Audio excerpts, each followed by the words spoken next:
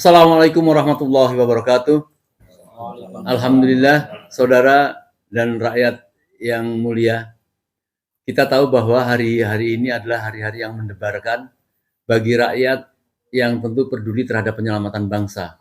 Semua mata, telinga tertuju pada MK, ya, tepatnya pada hakim-hakim MK, di mana rakyat menantikan hasil ya, dari fakta-fakta persidangan dalam tuntutan paslon 1 dan 3 kepada MK untuk melakukan protes atau tepatnya salah satunya adalah meminta diskualifikasi terhadap kecurangan.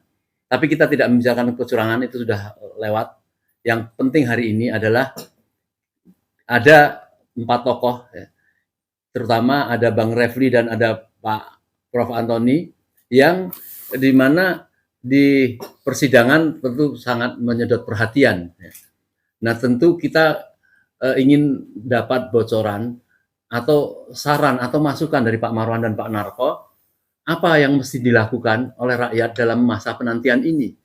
Karena secara awam, rakyat itu melihat bahwa khawatir hakim itu ada tekanan sehingga tidak berani memutuskan dengan secara adil dari fakta-fakta persidangan. Oleh karenanya rakyat kepengen sekali mengawal, termasuk tokohnya adalah Pak Narko ini bersama rakyat, untuk mengawal, menopang untuk hakim supaya berani untuk memutuskan itu. Oleh karenanya saya tidak berani mengarah-arahkan kemana jalannya ini, tapi saya yakin adalah Pak Refli dan Pak Antoni bisa menceritakan tentang fakta persidangan beberapa hal yang dilakukan kemarin. Saya mungkin itu saya tidak berani cerdas ini karena ada yang punya cerdas ini. Mungkin Pak Antoni dulu saya persilakan. Ya, ya sebentar. Sebentar. Oke. Terlalu jauh. Terlalu jauh. Ya, terima kasih Om Lim. Selamat sore semuanya, Bang Refli, Bang Marwan, Bang Narko, Om Lim. Ini Pilpres ini kalau kita lihat sudah sangat transparan. Pelanggaran-pelanggaran yang dilakukan khususnya adalah oleh pemerintah, oleh eksekutif, oleh Presiden Joko Widodo. Di mana itu pelanggaran-pelanggarannya, yaitu dari awal cawe-cawe, lalu kemudian alat untuk melakukan pemenangan itu adalah yang paling utama, yaitu adalah dua hal, yaitu Sirekap ya, mengenai IT dan sebagainya, dan kemudian bansos. Tapi saya cuma mau menyoroti yang bansos saja, karena banyak ahli IT yang sudah menyoroti itu. Nah, jadi bansos ini kalau kita lihat ini diputus hanya secara sepihak. Artinya kalau kita lihat, perhatikan lagi, ini melanggar yang namanya Undang-Undang Keuangan Negara, Undang-Undang APBN, dan terutama adalah melanggar konstitusi. Nah, dan di luar dari itu, yang menyalurkan bansos ini adalah bukan Kementerian Sosial. Yang menyalurkan bansos ini adalah melalui koordinasi Bappenas, lalu yang menyalurkannya katanya Bulog. Ya. Dengan yang disalurkan adalah cadangan pangan pemerintah. Nah, di sini ada aturan-aturan yang juga dilanggar.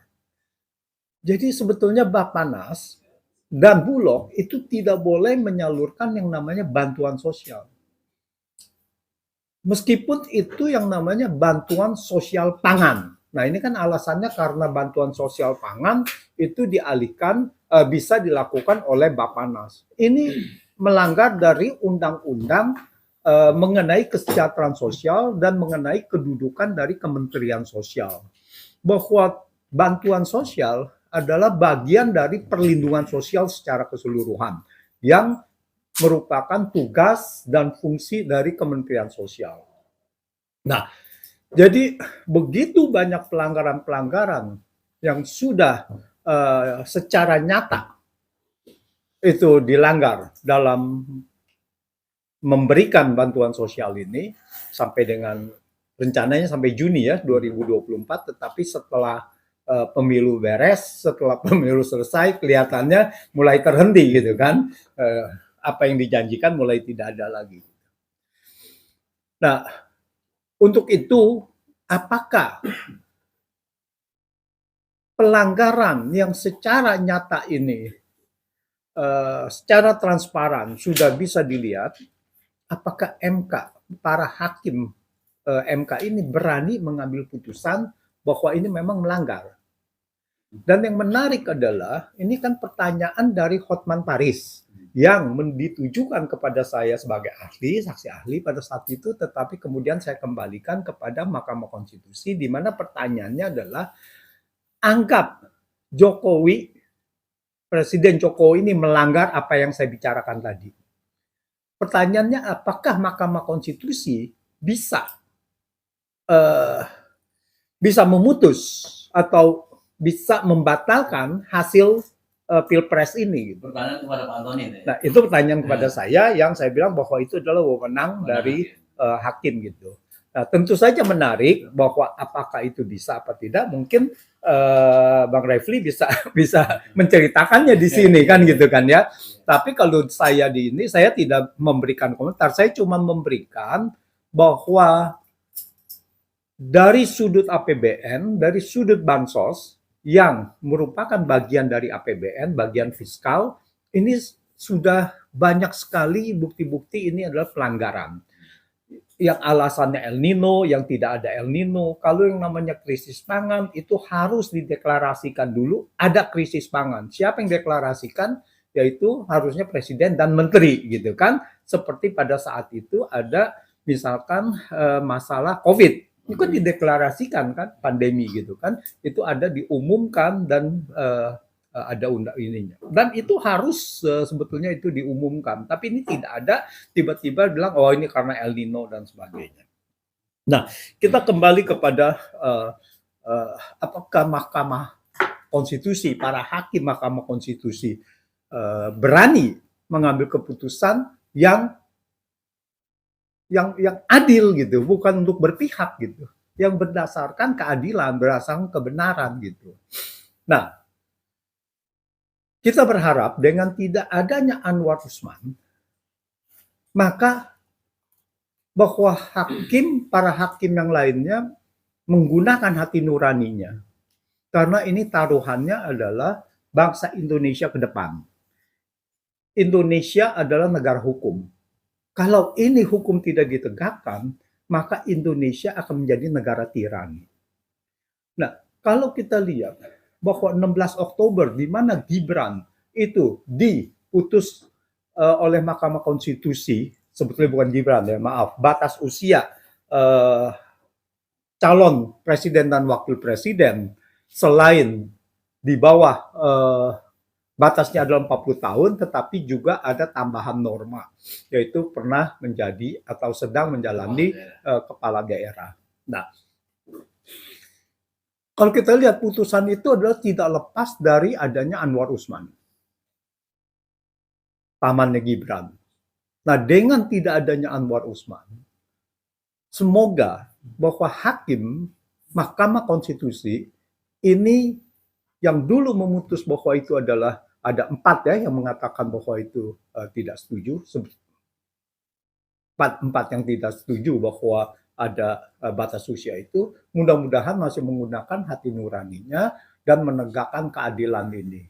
Jadi apa yang mesti dikhawatirkan oleh para hakim ini? Karena kita lihat bahwa kekuasaan presiden itu ada batasnya. Batasnya yaitu ya sampai 20 Oktober. Tapi semakin ke sana, jadi kekuasaannya pun semakin menghilang gitu ya, semakin kabur gitu kuasanya. Jadi kalau Mahkamah Konstitusi menggunakan wewenangnya sesuai dengan seadil-adilnya, maka saya yakin rakyat akan berada di belakang Mahkamah Konstitusi tersebut. Kalau seandainya itu dikriminalisasi, maka saya yakin rakyat juga akan spontan membela para hakim itu. Jadi saya rasa begitu, semoga para hakim itu berani menggunakan hati nuraninya dan berani membela kebenaran. Terima kasih. Karena Pak Antoni mau pergi, mungkin sedikit secara analisa dari Pak Antoni lah. Kira-kira hakim itu dengan atau tanpa dukung rakyat berani melakukan sesuatu yang sebenarnya atau memang butuh dukungan rakyat? Ini harapan saya. Ya, harapan saya adalah Indonesia ini sudah masuk ke dalam era yang sangat buruk, sangat nadir, di titik nadir dalam arti demokrasi dan juga penegakan konstitusinya. Konstitusi ini banyak sekali dilanggar. Kalau kita lihat sejak 2018, putusan Mahkamah Konstitusi itu adalah yang terendah di 2019, 2020, di mana pada saat itu era Anwar Usman, yang di mana dia sangat membela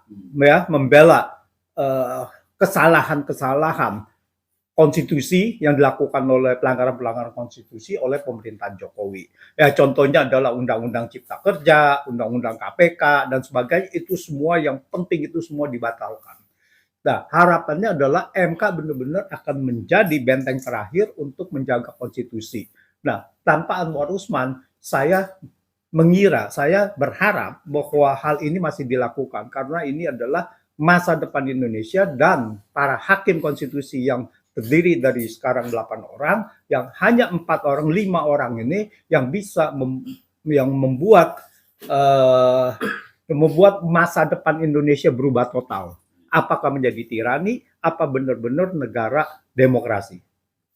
Ya, terima kasih Pak Antoni. Jadi apa yang disampaikan Pak Antoni cukup menggembirakan lah rakyat yang semasa ini. Baik, kami lompat dulu kepada Refli Harun. Saya berharap nanti Pak Marwan banyak memberikan masukan karena beliau adalah tentu pengamat dari di pihak rakyat ya. Jadi saya mohon Pak Refli banyak bercerita banyak tentang bukan saja fakta persidangan, tapi hal-hal yang terpenting apa yang harus dilakukan oleh rakyat ini. Apa cuma berdoa saja atau apa yang bisa dilakukan? Misalkan Pak Refli. Ya, terima kasih Om Lim ya. Ini Om Lim yang agak miskinan sedikit. Saya bilang Om Lim yang agak miskinan sedikit. Jadi kita tahu saat video ini diambil ya, ada yang siaran langsung, ada yang enggak. Itu kalau kita hitung mundur tinggal 6 hari lagi Hakim Mahkamah Konstitusi membacakan putusan. Dan putusan itu akan mengikat apapun isinya. Tetapi kalau kita lihat dari hari yang ditentukan, itu tanggal 22 itu insya Allah hari Senin ya. Maka sesungguhnya Bapak-bapak semua, pemirsa semuanya, waktu kita tidak banyak untuk dalam tanda kutip memberikan masukan kepada Hakim Konstitusi. Karena bayangan saya selambat-lambatnya Jumat, itu sudah akan ada rapat permusyawaratan hakim yang akan memutuskan perkara ini. Mudah-mudahan ketika kita bicara ini, rapat permusyawaratan hakim itu belum digelar dan belum final. Kalau sudah digelar dan final, maka omon-omon ini nggak ada gunanya, ya kan? Tapi mudah-mudahan belum digelar dan belum final. Atau kalau sudah digelar belum final. Nah, kenapa selambatnya hari Jumat? Karena memberikan kesempatan untuk menyusun putusan. Jadi kalau misalnya Jumat putus, maka mereka punya kesempatan ngedraft Sabtu Minggu. Barangkali mereka gunakan Sabtu dan Minggu itu untuk draft. Tapi kalau mereka termasuk orang yang pelit dengan Pak Antoni ya. Kalau mereka pelit dengan tenaganya, mereka sudah rapat hari ini, mereka putuskan dan mereka draft. Ya kan? Ini yang menurut saya yang harus kita antisipasi, karena itu menurut saya yang bisa dilakukan oleh rakyat, masyarakat, tokoh dan lain sebagainya itu memberikan masukan kepada MK sebagaimana disampaikan oleh Megawati Soekarno Putri, yaitu menyampaikan amicus curiae. Amicus curiae. Amicus, AMICUS, curiae, ya. Jadi amicus curiae itu kalau bahasa Inggrisnya friends of the court, kalau Indonesianya sahabat pengadilan. Jadi sahabat pengadilan itu adalah pihak ketiga yang memiliki pendapat, opini, masukan terhadap kasus yang sedang diperiksa oleh pengadilan, termasuk Mahkamah Konstitusi. Walaupun itu tidak mengikat, tetapi paling tidak menjadi referensi para hakim. Dan juga dalam konteks Indonesia, kita memerlukan penguatan kepada MK. Bahwa seandainya kalau dia misalnya memutuskan yang mengabulkan permohonan, maka MK selamat, terutama hakim-hakimnya. Kan kita tidak tahu operasi apa yang sedang dijalankan oleh kekuasaan atau penguasa untuk menyetop hakim-hakim MK ini dari imajinasi mengabulkan permohonan. Karena itulah ketika saya ditanya wartawan apakah demonstrasi yang digelar itu merupakan bentuk tekanan, bukan, saya bilang. Itu bentuk sebagai dukungan aspirasi rakyat untuk mengimbangi intervensi yang mungkin terjadi. Kalau saya bilang yang namanya intervensi itu yang nggak kelihatan itu paling bahaya. Mungkin melalui telepon, melalui ancaman. Orang di kanan saya sudah berpengalaman sebagai mantan danjen Kopassus, ya. Itu yang paling berbahaya di situ. Oke, orangnya kuat, bagaimana dengan keluarganya? Kalau dibilang kami tahu loh anak bapak, anak ibu sekolahnya di mana, tempatnya di mana, kan bisa terbirit-birit dia. Karena itu kita harus memberikan penguatan pada hakim MK bahwa kalau dia memutuskan untuk mengabulkan, safe dia dan keluarganya. Dan itu ada dukungan publik. Tidak terjadi chaos, tidak terjadi kekacauan. Karena imajinasi itulah yang sepertinya mau dikembangkan oleh salah satu paslon, ya, bahwa seolah-olah ya kalau ini dikabulkan, kalau saya lihat komen di media sosial, ya, kita nggak bisa mengatakan bahwa itu paslon 2, tetapi paling tidak itu suara yang mewakili paslon 2, ya. Sekali lagi, suara yang mewakili paslon 2, seolah-olah tadi akan chaos, kemudian dari sisi ekonomi akan banyak uang yang harus kita keluarkan lagi untuk menggelar pemungutan suara ulang dan lain sebagainya. Jadi technicality dan katakanlah intimidasi itu saya khawatir menyebabkan hakim MK menyerah. Karena sebagai orang yang pernah menjadi asisten hakim di MK, pemahaman saya adalah memang yang paling gampang menolak permohonan. Karena menolak permohonan itu artinya status quo, tidak terjadi perubahan apa-apa. Yang paling berat adalah kalau mengabulkan permohonan karena terjadi sebuah perubahan. Yang menang jadi tidak menang, yang sudah siap-siap, ibaratnya dulu kan pasang jas, pasang dasi, tiba-tiba nggak jadi karena harus pemungutan suara ulang dan lain sebagainya. Tapi pilihan kita adalah, termasuk saya sebagai lawyer 01, adalah meminta masyarakat sebanyak-banyaknya menyampaikan amicus curiae itu, selain unjuk rasa sebagai bentuk dukungan atau ekspresi rakyat untuk mendukung Mahkamah Konstitusi. Dan yang saya pahami itu bukan intervensi, itu adalah dukungan dan aspirasi. Intervensi itu yang di belakang layar yang bahaya. Yang di belakang layar. Tidak perlu telepon, cukup kirimkan satu pesan, ya kan? Yang kalau Umar bin Khattab itu pesannya gampang. Tapi bukan intervensi, dia mau meluruskan. Huruf alif aja. Ketika seorang Yahudi komplain ke dia karena tanahnya mau diserobot untuk bikin masjid, kan? Dikasih. Tapi ini kan bukan sign yang meluruskan, tapi sign yang ingin membengkokkan. Ini yang kita tidak mau, kan? Jadi saya berharap, ya. Hari ini konon dari paslon 1 menyampaikan review tentang persidangan, kemudian analisanya kepada tim hakim. Apakah itu memang diatur atau memang itu termasuk amicus curiae? Bukan.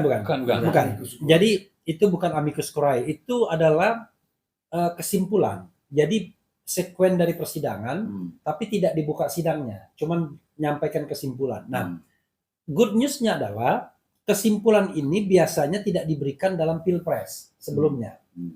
Karena dalam pilpres sebelumnya hakim sudah menganggap udah cukup lah, ngapain pakai kesimpulan.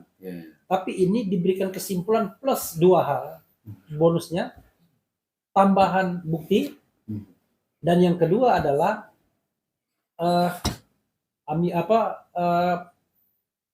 tanggapan terhadap pernyataan 4 menteri. Nah dari sana kita mengatakan beberapa menteri itu bohong, dalam tanda kutip bohongnya ya.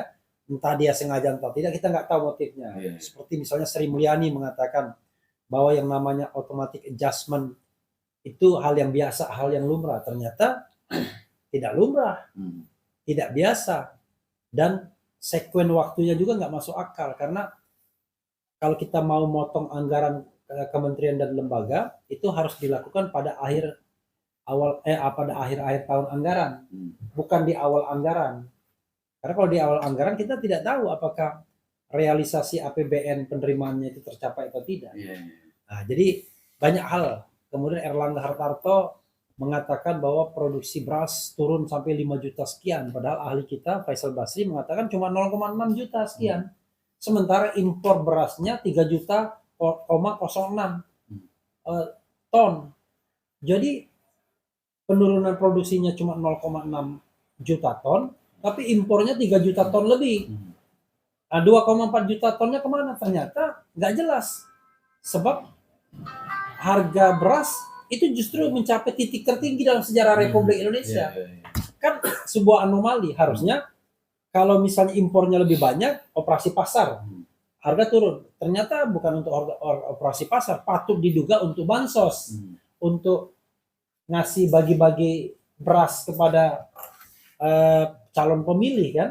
Nah, pasca pemilihan stok beras kagak ada lagi, sudah dibagikan dan melambung tinggi. Nah, yang seperti itu kita telanjangi di dalam kesimpulan, termasuk Risma misalnya. El Nino dulu bagian dari Kementerian Sosial, sekarang enggak, mereka tidak dilibatkan dalam pembagian beras El Nino. Lalu El Nino itu sendiri, keputusan untuk memperpanjang bansos El Nino itu nggak masuk akal karena dianggap El Nino itu puncaknya bulan September dan Desember sudah reda. Ngapain lagi diperpanjang sampai Juni 2024? Kenapa? Karena tadi untuk persiapan pemilu, baik putaran pertama maupun putaran kedua. Juni kan putaran kedua. Maka penggelontoran bansos beras itu diperpanjang dari Desember sampai Juni.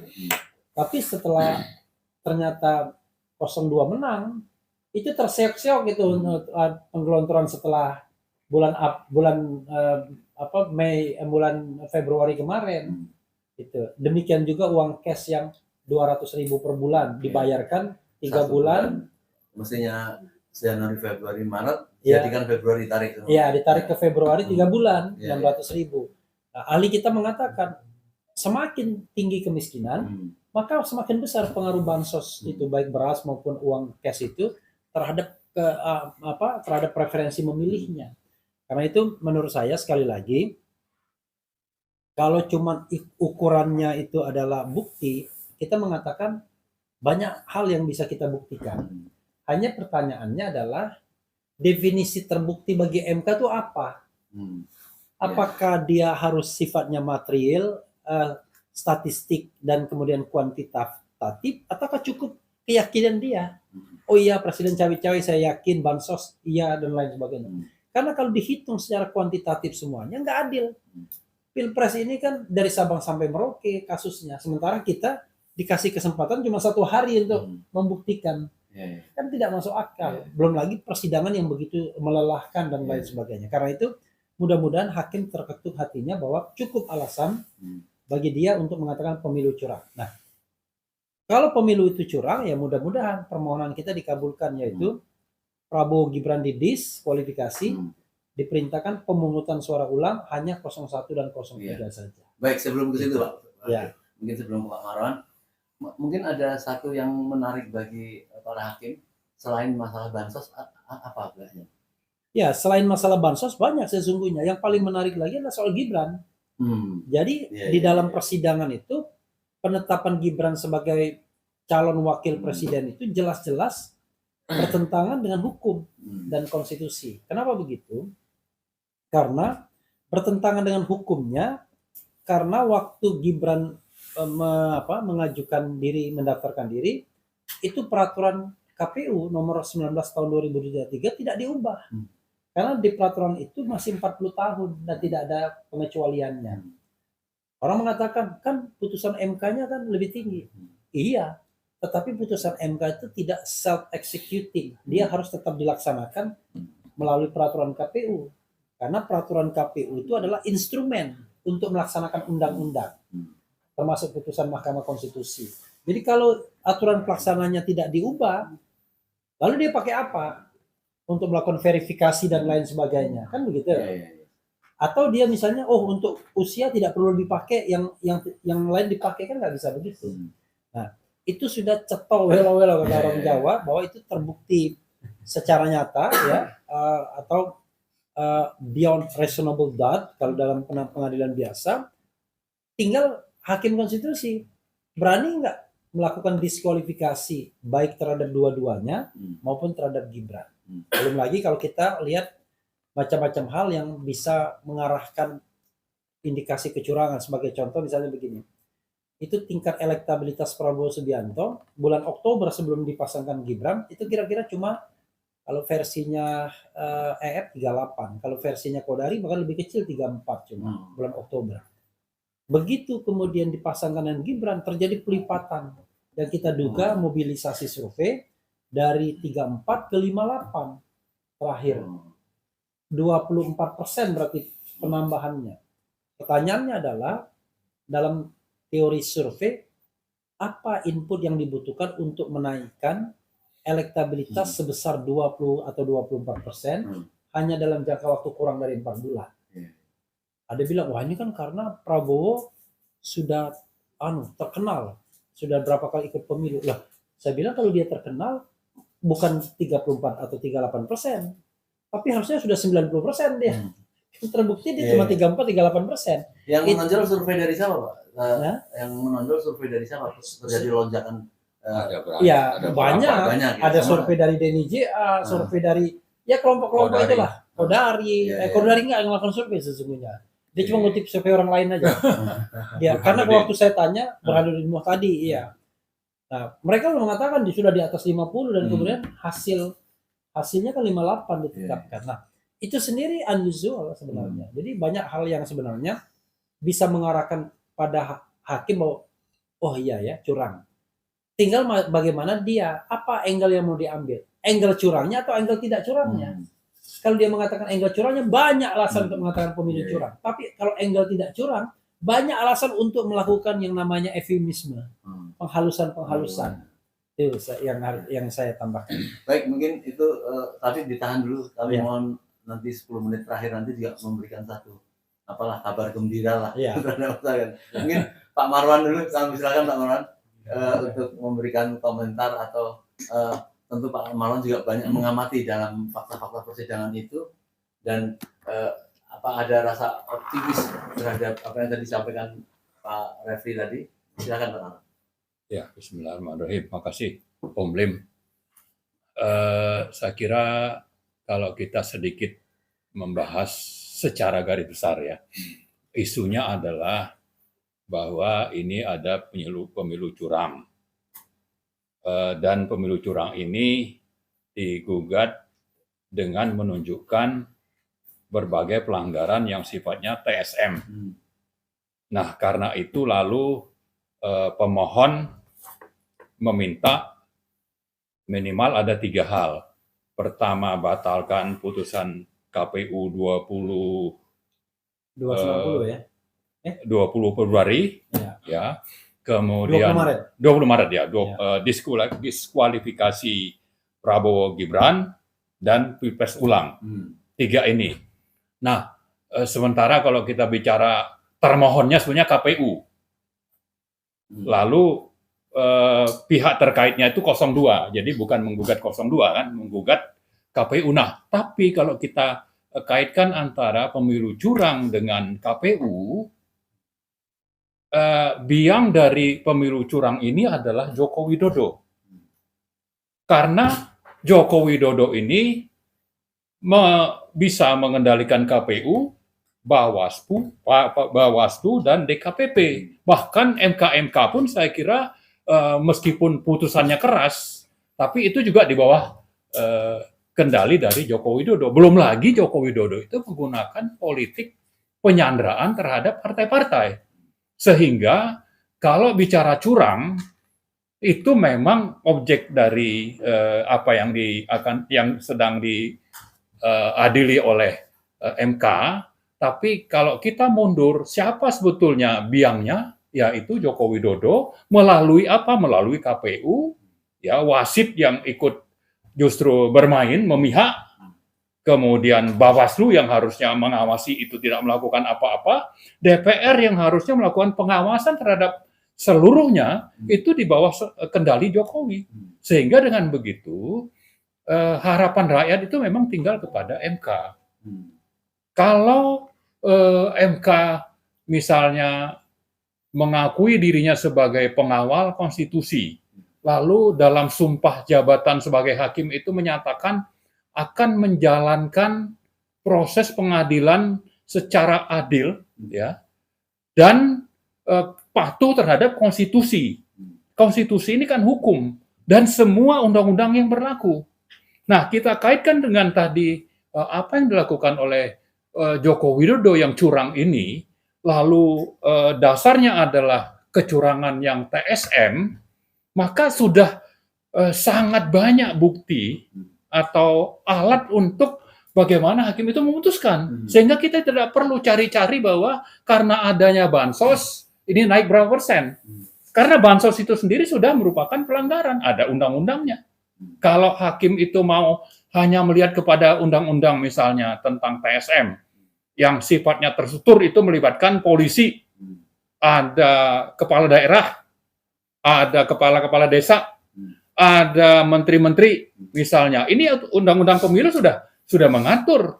Atau misalnya kita bicara tentang undang-undang aparatur sipil negara, ada aturannya. Polisi juga ada undang-undang kepolisian. Kalau terlibat, ini sebetulnya pakai undang-undang ini juga bisa. Si hakim-hakim tadi, tanpa harus kita melihat bahwa dengan bansos naik berapa persen. Itu bisa saja, tapi lewat undang-undang pun sebetulnya kenapa misalnya bansos itu dianggap money politics, lalu ada ini menjadi delik untuk hukuman kalau tidak salah 5 tahun ya Pak Refli ya. Pasalnya saya lupa 354 atau berapa di Undang-Undang Pemilu. Itu ada. Kenapa bansos sampai dilarang dan ada sanksi, ya karena memang tidak boleh. Ya kan, tapi ini dilakukan secara terbuka oleh Presiden. Sehingga sebetulnya dengan begitu kita berharap bagi hakim itu untuk ingat bahwa dia itu adalah pengawal konstitusi, pengawal demokrasi, dan itu artinya kita bicara hukum, kemudian dia harus menjaga konstitusi dan undang-undang yang berlaku itu untuk tidak dilanggar. Kalau ada pelanggaran, dia bisa memakai itu untuk membuat putusan yang adil, ya, sehingga dengan begitu, dan dia juga disumpah, ya, ada sumpah jabatan hakim itu waktu di awal untuk jadi hakim MK, maka kita tidak merasa perlu ada kekhawatiran kalau hakim itu memang benar-benar memutuskan sesuai dengan sumpah jabatannya dan perannya untuk mengawal konstitusi dan penegakan peraturan undang-undang yang berlaku. Nah, kalau kita bicara bahwa ada misalnya tekanan dari pihak 02 atau dari pemerintahan Jokowi, maka kita ingatkan bahwa rakyat itu mendukung hakim-hakim untuk membuat keputusan sesuai dengan hukum yang berlaku, tapi juga kita mengingatkan, ya, tadi di samping kita mendukung, kita mengingatkan bahwa Anda itu disumpah. Jangan sampai Anda itu membuat keputusan yang justru tidak adil dan melanggar sumpah jabatan Anda. Jadi sekaligus nih kita ada dukungan, ada peringatan, tapi juga kita berharap, kita juga berdoa. kita berdoa, tadi juga sudah disampaikan di acara istighosah, kita mendoakan supaya memang hakim-hakim itu berani membuat keputusan sesuai dengan hati nurani dan konstitusi dan aturan yang berlaku. Sebelum diakhiri, Pak Marwan. Ya. Tadi Pak Marwan banyak menyinggung tentang presiden ya, dalam kebijakan di dalam proses pilpres kemarin gitu ya. Apakah harapan atau pandangan Pak Marwan sidang ini akan bisa mempunyai dampak kepada presiden, bukan hanya sekedar memutuskan apa yang menjadi koreksi terhadap paslon 02 itu? Iya, jadi memang kita bertahap ya. Sekarang yang prioritas itu adalah MK memutuskan sesuai aturan yang berlaku, sesuai dengan konstitusi, sesuai dengan apa fakta-fakta TSM yang memang sudah bisa ditunjukkan oleh pemohon dari 01 dan 03. Dengan begitu tadi 3 hal yang kita harap sebagai putusan ya, minimal itu ada pembatalan putusan KPU tanggal 20 Maret, ada diskualifikasi Prabowo Gibran, ada Pilpres ulang. Itu yang kita harapkan sekarang ini tahap pertama. Tapi dengan tadi kita bicara TSM dan pemeran utamanya itu adalah Joko Widodo, itu hal lain yang mestinya kita tidak akan berhenti setelah itu. Tapi jangan itu dulu gitu.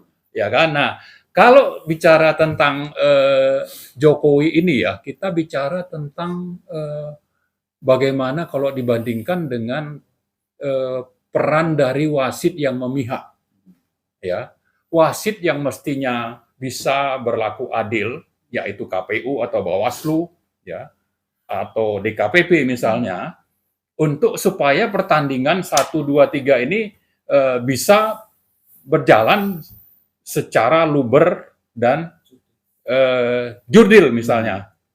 Tapi karena wasitnya justru memihak, ini kan tidak terjadi, maka timbul gugatan. Tapi yang lebih parah sebetulnya wasit ini ada di bawah kendali mafia.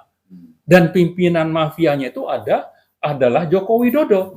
Dan kalau kita berharap misalnya DPR itu berperan, DPR-nya pun untuk bagaimana mencegah mafia atau wasit supaya tidak memihak. Dan itu dikatakan oleh Frans Manissek. Iya, ini makanya kita bicara mafia itu memang fakta ya. Kalau di dunia bola itu mafia itu sangat berkuasa, ya kan? Nah, di sini juga sama, pimpinan mafianya itu ya Joko Widodo, yaitu pimpinan oligarki nepotis. Jadi itulah yang kita hadapi sekarang. Nah, inilah yang kita ingatkan kepada MK.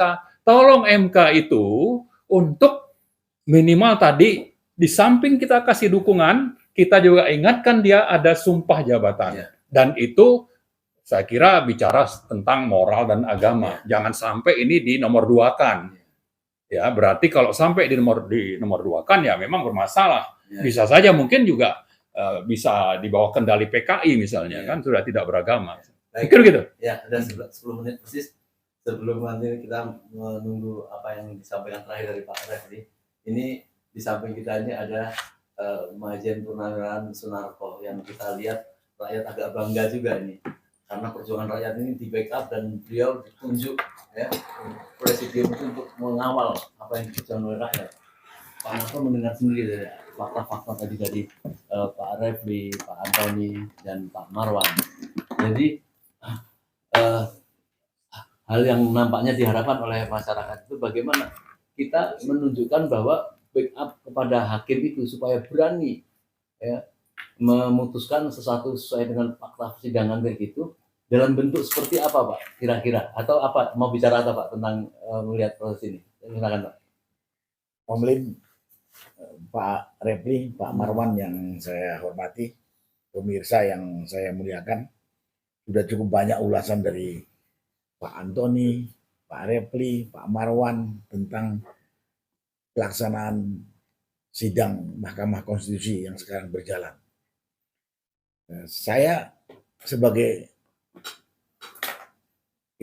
aktivis politik yang mengamati kehidupan bernegara di negara kita ini, melihat memang negara kita ini sedang kacau balau dikelola oleh pemerintahan Jokowi ini. Sekali lagi saya katakan, saya dan teman-teman dan saya yakin jutaan rakyat melihat bahwa Jokowi mengelola pemerintahan ini dengan kacau balau seenak perutnya saja, dengan mengabaikan ya norma, aturan, hukum yang telah dibuat. Bahkan hukum norma yang ada dia rubah sesuai kepentingan kekuasaan dia gitu. Nah, itu bisa kita lihat sejak dia berkuasa dari 2014, 2019 dan sekarang ini sampai sekarang ini udah hampir 10 tahun. Nah, kemudian kembali kepada sidang MK yang sedang berjalan. Saya katakan, saya yakin hakim-hakim yang ada di Mahkamah Konstitusi itu kalau mau jujur, kalau ingat sama sumpahnya sebagai hakim dan ingat agama yang dianut, pasti dia tahu bahwa pemilu yang baru berjalan pada Februari 2024 ini penuh kecurangan, penuh kelicikan yang sangat menjijikkan. Jadi sebenarnya hakim itu sekali lagi kalau punya nurani, masih punya kejujuran, masih punya agama, pasti tuntutan yang diajukan oleh tim 01 dan 03 yaitu diskualifikasi paslon nomor 2 dan laksanakan ulang pemilu tanpa paslon nomor 2 itu dipenuhi oleh itu hakim. Yang saya tidak tahu hakim itu masih punya nurani tidak?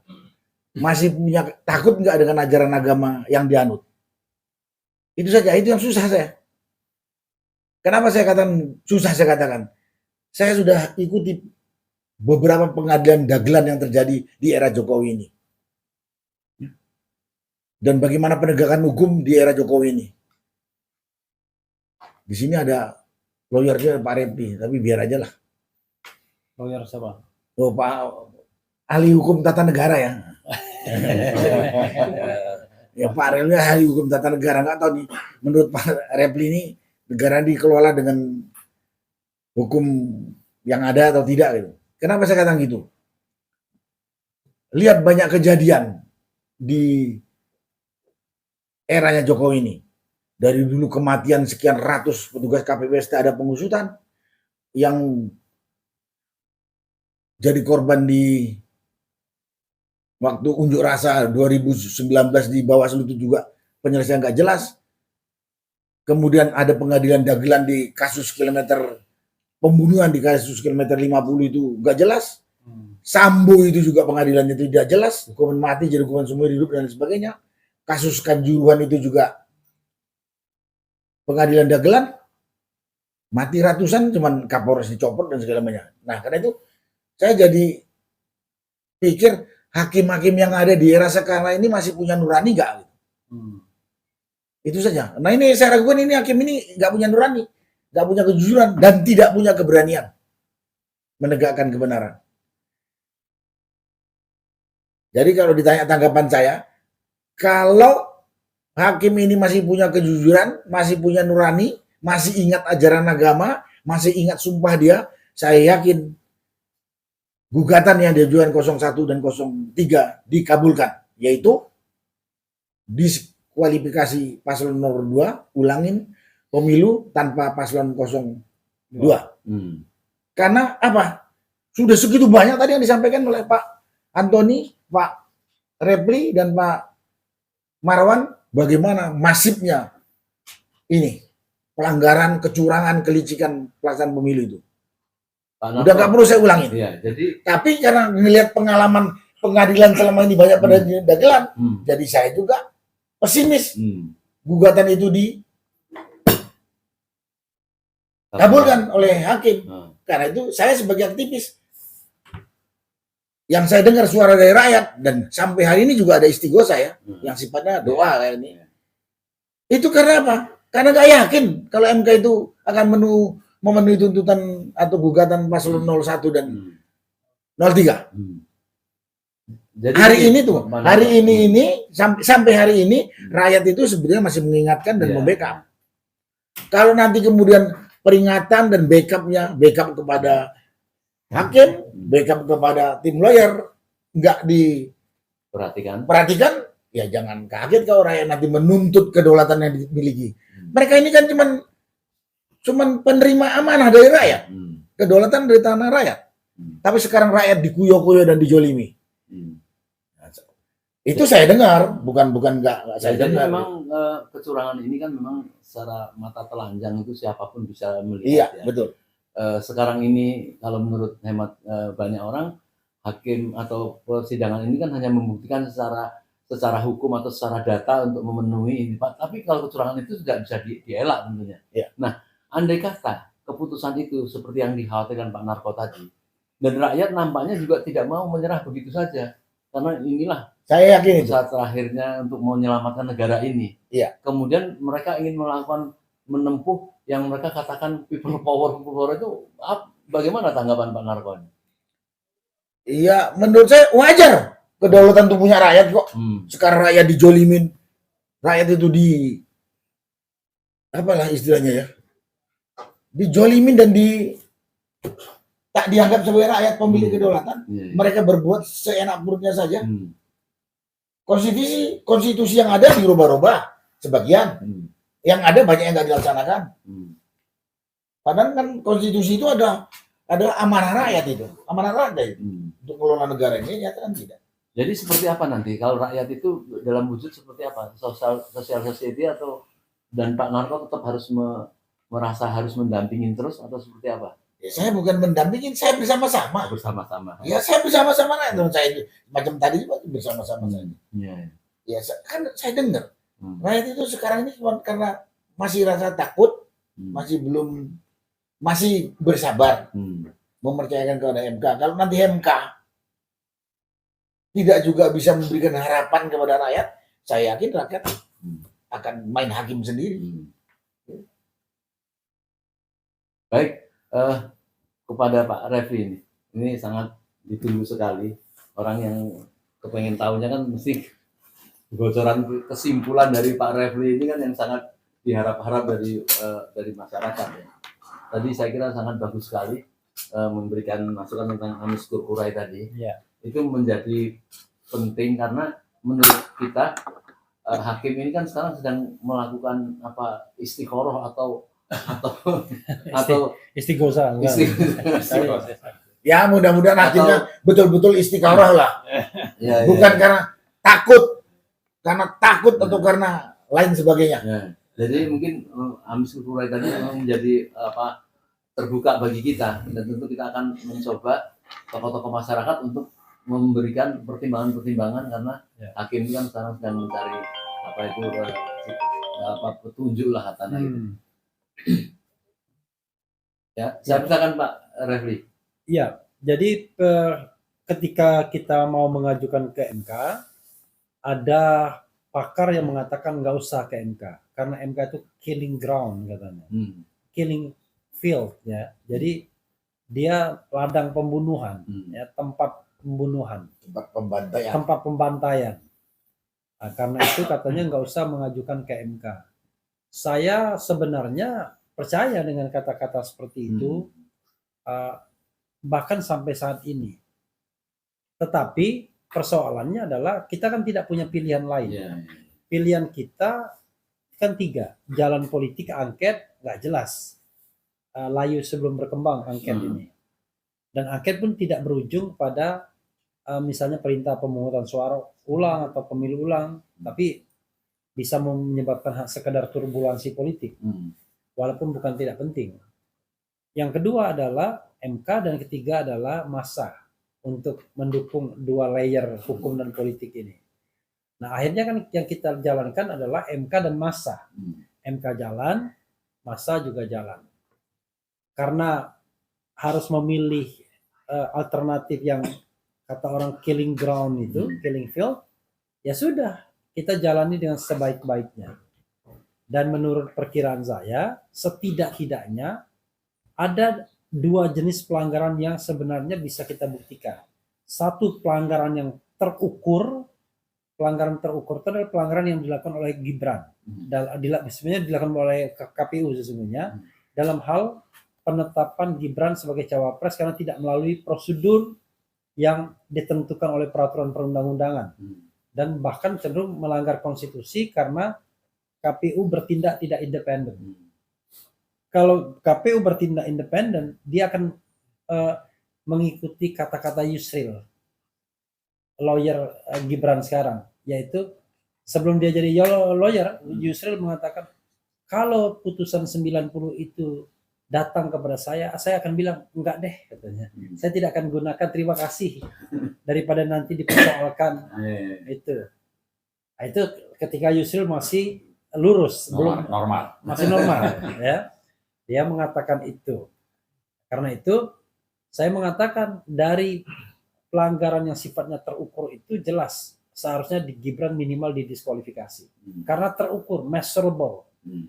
Kalau kita sudah bilang pelanggaran itu terukur, apalagi yang bisa mengalahkannya harusnya kan? Kecuali tadi MK mau main-main aja. Yang kedua adalah pelanggaran yang tentu tidak mudah kita buktikan one by one faktanya, tetapi kita meyakini itu, yaitu pelanggaran yang terstruktur, pelanggaran yang digerakkan oleh cawe-cawe Jokowi, pelanggaran yang digerakkan oleh istana. Wujudnya adalah macam-macam, pengerahan atau mobilisasi aparat, kemudian pengerahan atau deploying financial resources ya, seperti bansos dan lain sebagainya, kemudian pengerahan fasilitas negara, menteri-menteri berkampanye tidak cuti kan, dan lain sebagainya. Itu juga sebenarnya sudah menjadi keyakinan umum. Tidak perlu menjadi orang pintar-pintar amat untuk tahu bahwa pemilu ini curang. Kan begitu. Sudah sangat jelas. Sudah sangat jelas. Atau welo-welo juga. Kalau hakim MK mengatakan, wah buktinya nggak cukup dan lain sebagainya, mereka sendiri yang membuat sebuah hukum acara yang tidak memungkinkan orang membawa bukti sebanyak-banyaknya. Atau membawa saksi sebanyak-banyaknya. Karena waktunya hanya dibatasi 1 hari dan jumlahnya cuma 19. Bagaimana kita kemudian dia meminta sebuah bukti yang betul-betul solid, ya, tetapi kemudian proses pembuktiannya hanya 1 hari. Karena itu bagi kita harusnya cukuplah bagi AMK untuk sekedar mengkonfirmasi bahwa memang pemilu ini curang, tanpa harus dibuktikan. Semua itu menjadi common knowledge. Makanya saya kira tidak perlu pintar-pintar amat untuk mengatakan bahwa Jokowi ikut cawe-cawe, Jokowi ikut menentukan, Gibran itu dipasang karena Jokowi pengen terus berkuasa dan lain sebagainya. Mungkin Pak Refli ingin mengatakan dengan fakta-fakta itu tidak mungkin MK berani menolak dari gugatan itu. Harusnya begitu kalau untuk mengatakan. Jadi menurut saya minimal pemungutan suara ini harus diulang, itu minimal. Nah, apakah nanti diulang dengan 3 calon, diulang dengan calon yang diganti cawapresnya, atau tanpa 02. Jadi Tanpa 02 orangnya apa? Nah, 02 udah ikut nipu kok. ya maksud saya begini. Maksud saya saya terbukti. Saya berpikir minimal. Karena MK itu selalu ada toleransi itu yang susahnya. Ya. Nah, Kalau tapi ini kok sama penjahat. memang itu yang terjadi. Itu masalahnya. MK itu toleransi sama penjahat pun dia masih toleran. Nah, Boleh. karena itu menurut saya itu kita bicara minimal. Tapi kalau maksimal untuk menegakkan konstitusi dan demokrasi, siapapun yang curang itu harus didiskualifikasi. Betul. Yang namanya Ben Johnson itu sudah dapat medali emas dia di Olimpiade Seoul tahun 1988 ya.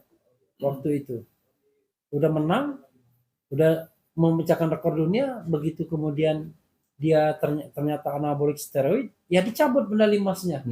Nggak ada turun jadi medali perak atau apa kan. Nah, ini menunjukkan bahwa even orang yang sudah menang sekalipun itu masih bisa dibatalkan kemenangannya melalui sebuah prosedur yang sah.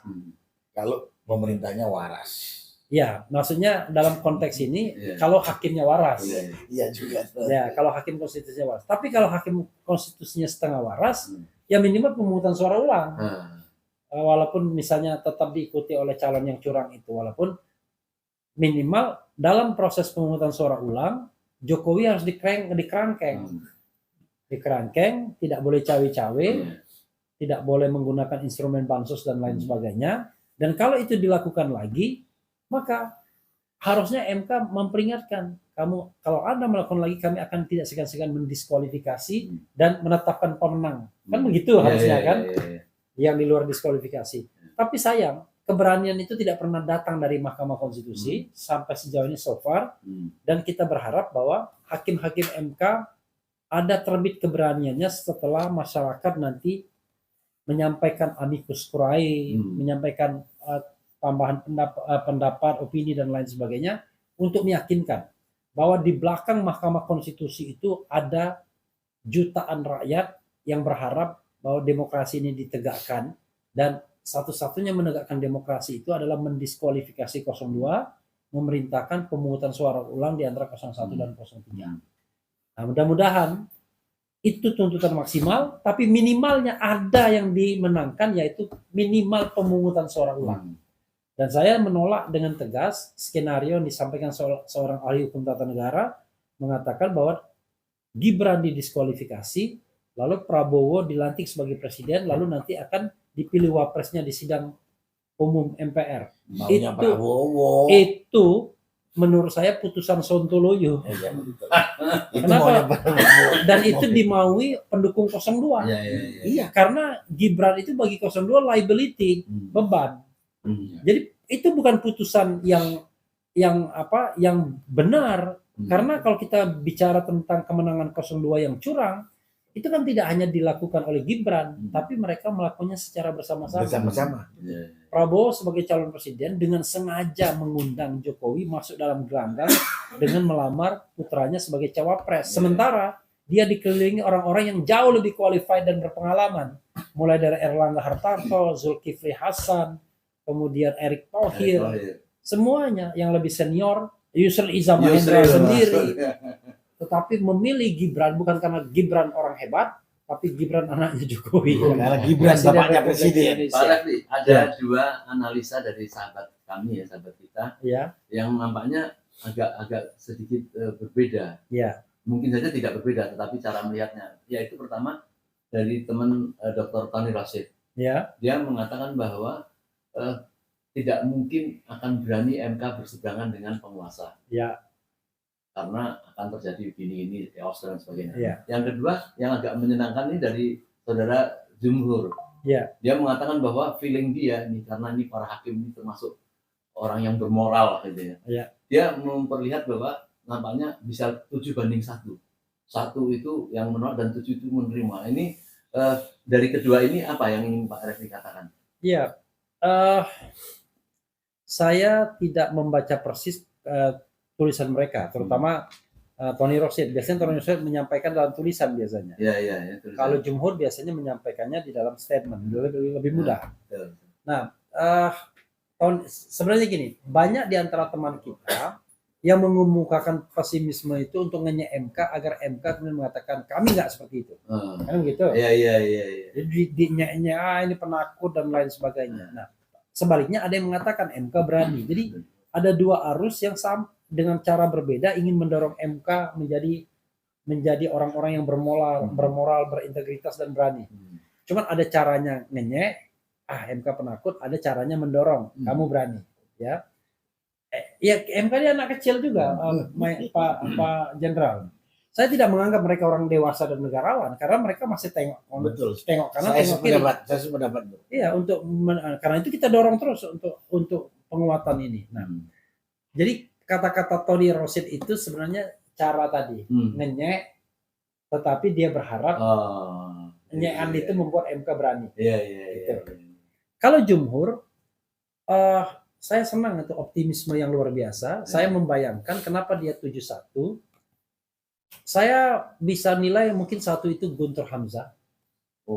Guntur Hamzah itu, Profesor Guntur Hamzah itu adalah hakim konstitusi yang itu Arsul Sani, yang bongkoan, ya, betul-betul menyerah kepada kekuasaan karena dia dipilih tidak melalui mekanisme yang benar. Kan untuk terpilih sebagai hakim konstitusi kan harus partisipatif, transparan, kemudian objektif dan akuntabel. Dia nggak ada buka pendaftaran, langsung kamu mau jadi hakim konstitusi nggak? Tiba-tiba berproses di Komisi 2 jadi hakim konstitusi dan dipecat Aswantonya. Karena itu menurut saya dia menjadi hakim yang sangat sangat mudah dipengaruhi karena pengangkatannya sendiri sebenarnya betul-betul di luar mekanisme yang ada. 7 lainnya saya merasa yakin, yang paling yakin dengan Saldi Isra kalau saya mau jujur. Saldi Isra menurut saya hakim konstitusi yang paling independen karena dia tidak berasal dari institusi yang memungkinkan dia dicengkram. Dia kan dari perguruan tinggi, dan saya kira perguruan tinggi di Sumatera sana relatif jauh lebih independen kadang-kadang. Yang kedua, saya percaya sama Soehartoyo, rekan Saldi Isra yang satu ide menolak presidensial threshold. Hanya 2 orang ini yang menolak presidensial threshold. Sekarang jadi ketua dan wakil ketua MK. Termasuk menolak Gibran juga ya? Ya, dia termasuk menolak Gibran. Saldi juga menolak Gibran. Iya. 3, saya percaya pada Arief Hidayat karena 03 dilukai. Iya. Karena Arief Hidayat ini sebenarnya orientasi politiknya ke merah sesungguhnya. PDIP. Tapi pada putusan Gibran dia sangat vokal menolak itu. Dan saya lihat anginnya baik ketika di sidang. Nah, kita sedang mencari orang keempat sesungguhnya. Siapa orang keempat itu? Karena kalau 4 aja sudah cukup. Karena ketua sudah ada di paket 4 itu. Apakah dia Arsul Sani? Apakah dia Ridwan Mansur? Karena kalau Arsul Sani secara teoritis berasal dari P3 dia. Partai pendukung Megawati. Tapi jangan lupa dia P3 yang tersingkir. Track record beliau gimana? Track record beliau yang jelas, yang namanya Anda masih bisa percaya sama politisi. Dia Jokower. Berat ya kan? Yang jelas Jokower dia. Ridwan Mansur tergantung apakah Soehartoyo lebih kuat mempengaruhi dia, apakah Paman Usman, sama-sama dari Mahkamah Agung kan. Eni Nurbaningsih sebenarnya banyak idenya sama dengan Saldi Isra, banyak dipengaruhi Saldi Isra, saling mempengaruhi lah. Tetapi dia adalah hakim konstitusi yang sangat khawatir, takut dengan Pratikno mungkin, Mensesnek. Saya sengaja ngomong ini biar satu alma mater. Ya, dan dia dari saku presiden kan, pasti Iya. Pratikno yang punya peranan menegolkan dia. Saya ya wajar lah kalau dia tidak ada Pratikno, nggak mungkin lah dia terpilih kan. Beda sama Saldi. Saldi memang orang yang terkenal waktu itu kan, dianggap qualified, dianggap sudah punya nama.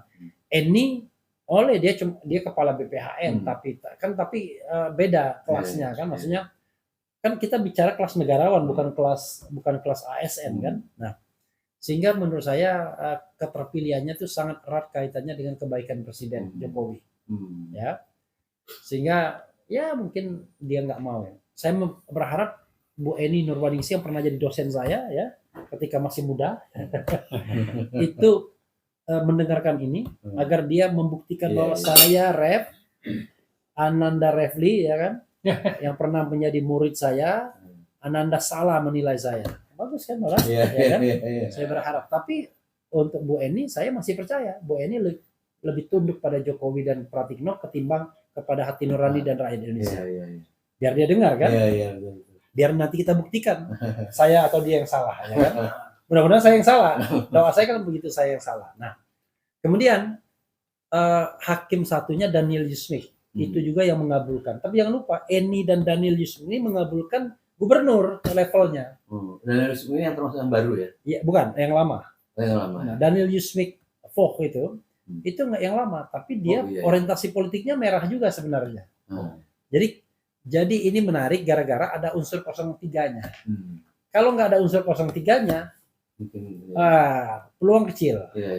Tapi karena ada unsur 03-nya, lumayan. Ada 01, 03. Tapi itu kan bicara tentang orientasi politik para hakim. Tapi kita tidak meminta Anda memutuskan berdasarkan orientasi politik. Anda memutuskan berdasarkan hati nurani, dan hukum dan keadilan. Jadi kebenaran, keadilan itu memutuskan. Dan kalau Anda memutuskan berdasarkan kebenaran dan keadilan, insya Allah ini dikabulkan permohonan ini karena kecurangan itu sudah jelas. Sudah kasat mata. Welo. Nah, itu. Makasih. Baik, tapi closing statement Pak Refli. Jadi apa yang sebaiknya dilakukan oleh masyarakat ini ya? Karena dalam waktu yang pendek Iya. ini kan mereka ingin melakukan sesuatu yang dianggap amal lah. Oke. Penyelamatannya apa? Kepada masyarakat ya, karena kita yakin bahwa MK diintervensi oleh tangan-tangan yang tidak terlihat, kami dan kita meyakini itu, karena itu kita harus imbangi MK agar MK mendapatkan penguatan dengan dua jalan. Satu jalan menyampaikan yang namanya amicus curiae. Jadi amicus curiae itu adalah friends of the court, sahabat pengadilan. Sampaikanlah opini, masukan terhadap kasus yang sedang berjalan ini. Ada dua kasus kan, 01 dan 02 ya, di Pilpres ini. Sampaikan kepada MK amicus curiae itu terutama dari para tokoh. Agar MK merasa nyaman bahwa dia didukung oleh banyak pihak. Satu. Yang kedua, hadirinlah aksi massa baik tanggal 19 maupun tanggal 22. Nah, aksi massa itu sebenarnya kalau tanggal 22 nggak ada gunanya lagi. Nggak ada, Pak. Belum diumumkan kan? Ya, tetapi aksi massa 22 itu kalau dilakukan tanggal 1 jangan tanggal 1 dilakukan, jam 1. Karena kita tidak tahu pukul berapa diumumkannya putusan MK. Kita belum ada jadwal, belum saya tahu jadwalnya. Dua-dua.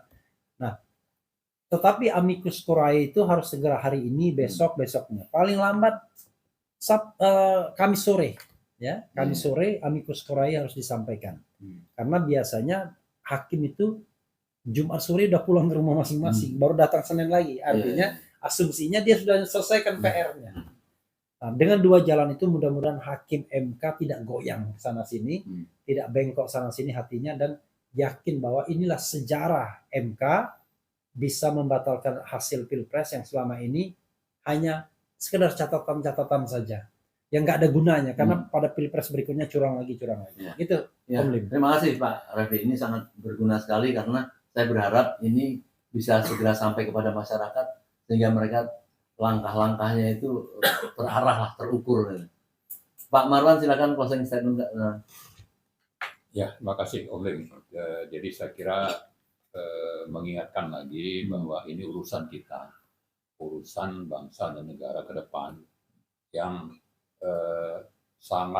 akan sangat bermasalah kalau kita membiarkan pemenang pemilu curang yang kejahatannya itu TSM itu dibiarkan untuk memerintah, karena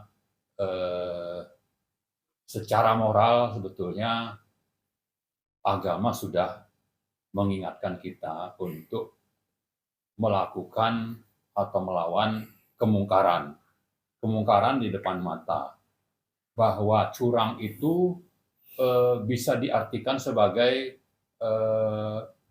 orang yang melakukan pencurian, ya.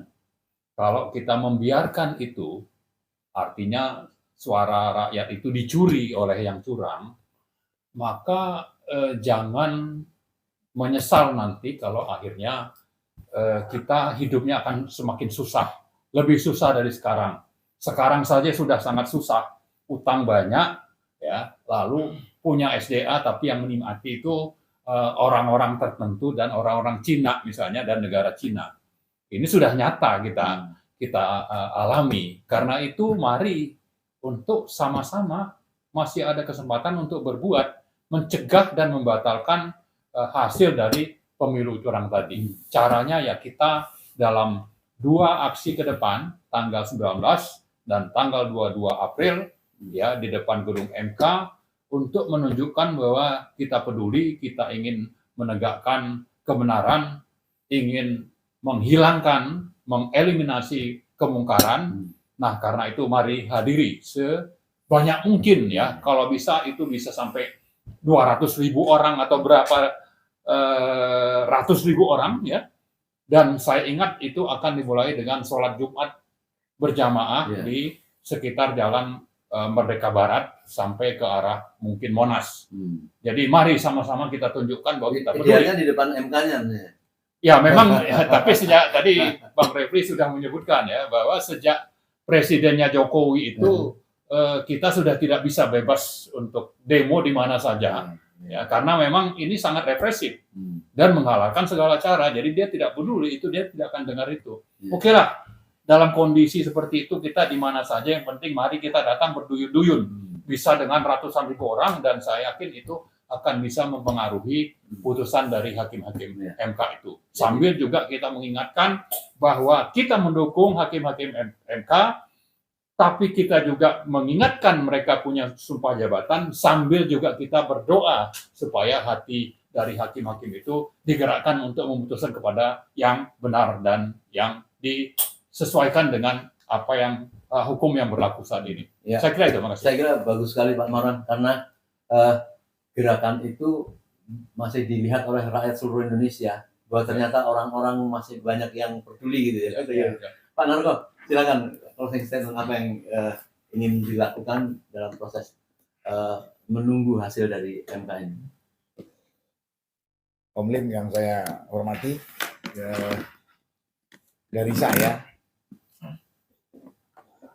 kalau kita membiarkan orang yang mendapatkan jabatan dengan cara menipu, mencuri, atau curang seperti sekarang ini, sama dengan kita membiarkan penjahat mengelola negara ini, memimpin kita. Apa yang bisa diharapkan dari penjahat? Apa yang bisa diharapkan dari penjahat jadi pemimpin? Itu satu. Karena itu kita harus tolak hasil pemilu curang ini. Yang kedua, kalau kasus kecurangan ini dibiarkan atau oleh MK menolak, ini akan menjadi presiden negatif dan buruk pada pelaksanaan pemilu yang akan datang. Akan diulang. Nggak apa-apa kok menipu. Contohnya pemilu 2024 ini, penipunya bisa jadi presiden. Ya saya katakan paslon 02 ini ikut menipu, walaupun yang menipu itu Jokowi. Dia menerima manfaat gitu. Jadi kalau kita terima ini, akan menjadi presiden negatif pada periode pemilihan umum berikutnya. Akan diulang. Mau jadi apa negeri kita ini? Katanya negara demokrasi. Nah, karena itu pada kesempatan ini saya mengingatkan atau menghimbau kepada para hakim MK. Bapak-bapak hakim MK itu mau dicatat sebagai pahlawan rakyat atau mau dianggap pengkhianat rakyat. Itu saja. Dan kepada para hakim MK, kepada rakyat, kita pemegang kedaulatan, tentunya kita tidak mau kita dipimpin oleh penjahat. Ya, kalau terjadi itu, ya kita harus ambil alih untuk menata lagi negara ini menjadi negara demokratis yang sesungguhnya sesuai dengan norma negara demokrasi yang benar, yang adil, yang jujur gitu. Itulah mungkin yang bisa saya kesempatan. Kalaupun saya ulangi sekali lagi, pemimpin yang mendapatkan kedudukan dengan cara curang itu adalah penjahat. Kita tak bisa biarkan penjahat memimpin negara ini, akan hancur. Yang kedua, kalau kejahatan pemilu ini dibiarkan akan menjadi presiden negatif berlarut-larut pada pemilu berikutnya. Akan menjadi model. Jadi pemilu itu omong kosong. Berikutnya pada kesempatan ini juga saya mengimbau kepada hakim MK, Bapak mau dicatat sebagai pahlawan demokrasi atau bapak-bapak hakim itu akan dicatat sebagai pengkhianat demokrasi. Itu saja, Pak. Terima kasih. Ya. Baik, terima kasih pada Prof. Antoni tadi yang 20 duluan, pada Bapak Dr. Marwan dan Prof. Refli Harun yang sudah memberikan pencerahan, Pak Narko yang memberikan kemantapan untuk apa yang mesti kita harapkan ke depan. Semoga upaya-upaya kita ini betul-betul menjadi alasan Allah untuk menolong kalau ada umat bersungguh-sungguh untuk menghindari satu kejahatan, menyelamatkan negaranya, dan berusaha dengan upaya yang luar biasa. Kita tentu yakin pada Allah. Allah tinggal bilang kun. Yang ini terima kasih. Yang perlu dijaga juga Pak Refli, Pak Narko. Ini saling menjaga kita saling menjaga semua. Baik, terima kasih. Assalamualaikum warahmatullahi wabarakatuh.